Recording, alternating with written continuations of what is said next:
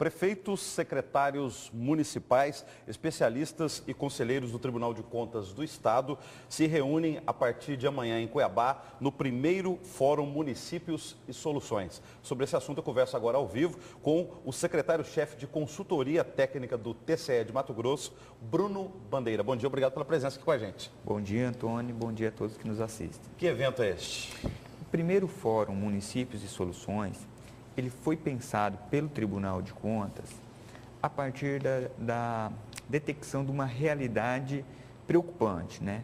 Por um lado, nós temos a Constituição Federal, a legislação que estabelece uma série de obrigações para os municípios para o atendimento de demandas da sociedade por meio de políticas públicas, né? E a sociedade, legitimamente, tem cobrado por serviços de melhor qualidade.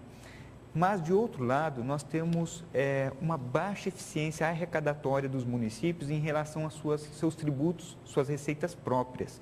IPTU, ISS, taxa de alvará. Taxas, contribuições de melhoria, exatamente.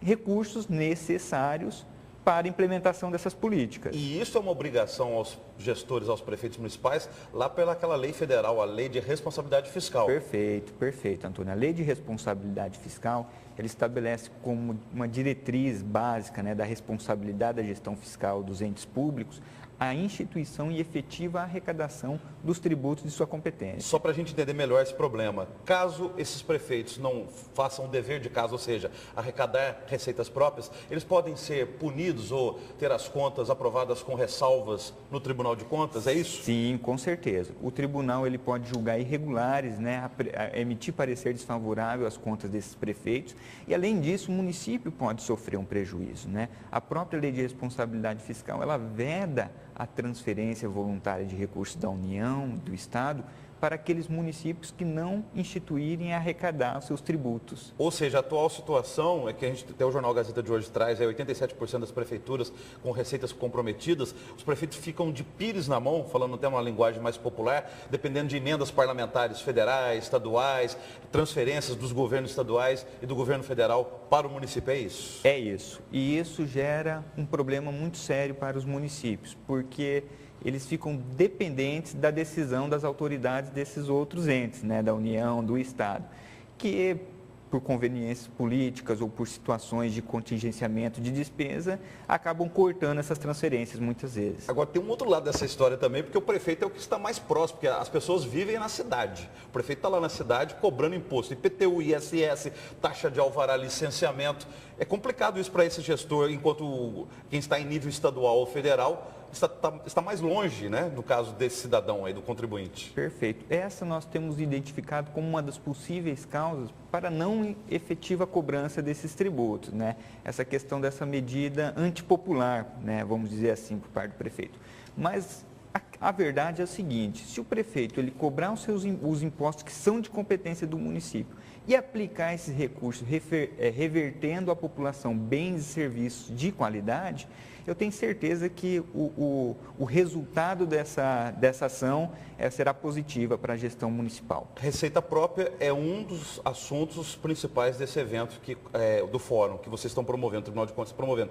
Tem um outro assunto também interessante, governança própria. O que é isso? Governança pública municipal, exatamente. E o sistema de governança e de controle interno do município.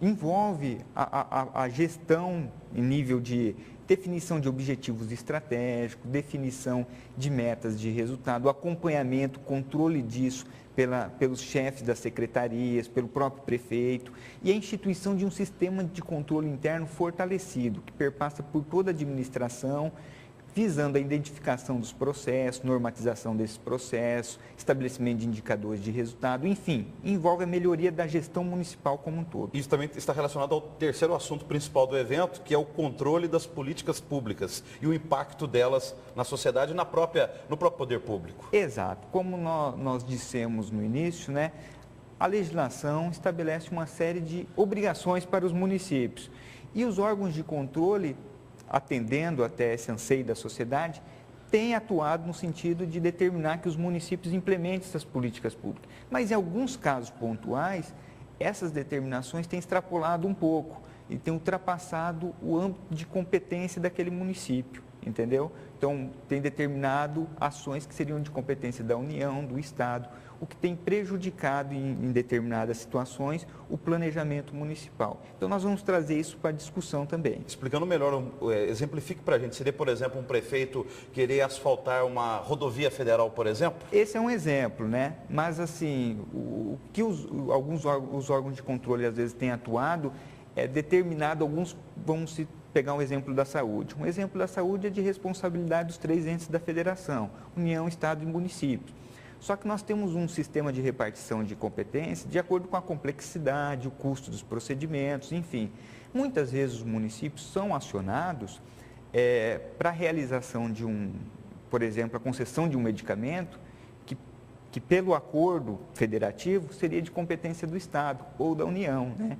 E isso impacta, porque esse medicamento de alto custo impacta o orçamento municipal e o que tinha sido planejado em termos de saúde para aquele município. E às vezes essa determinação chega por ordem judicial e se o prefeito não faz, ele é punido também pela justiça. Exatamente. Então nós trouxemos esses órgãos de controle, o Judiciário, o Ministério Público, né, em parceria com o Tribunal de Contas, para debater esse tema com os municípios. Esse é um lado que vocês do Tribunal de Contas sempre ressaltam, quer dizer, não basta o controle externo dos órgãos fiscalizadores como o TCE, precisa haver o controle interno dos jurisdicionados, no caso os órgãos que são fiscalizados, no caso aí as prefeituras. Agora, e o controle social nessa história? Porque aí passa também pela questão da transparência. Isso que o senhor falou tudo aí, de metas, resultados, planejamento, esse controle interno das prefeituras tem que estar disponível, por exemplo, na internet, para o cidadão lá da cidade saber como que andam as contas do município.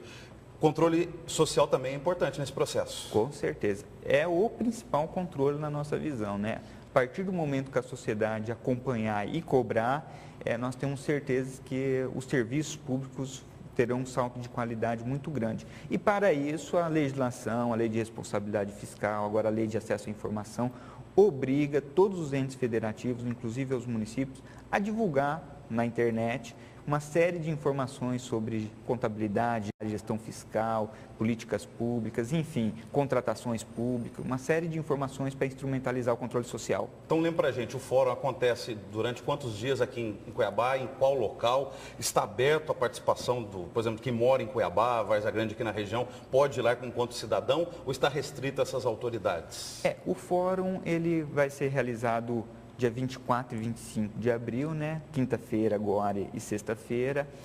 Tem por público-alvo aí todos os municípios do estado de Mato Grosso, então não tem como nós abrirmos para toda a população, infelizmente, né?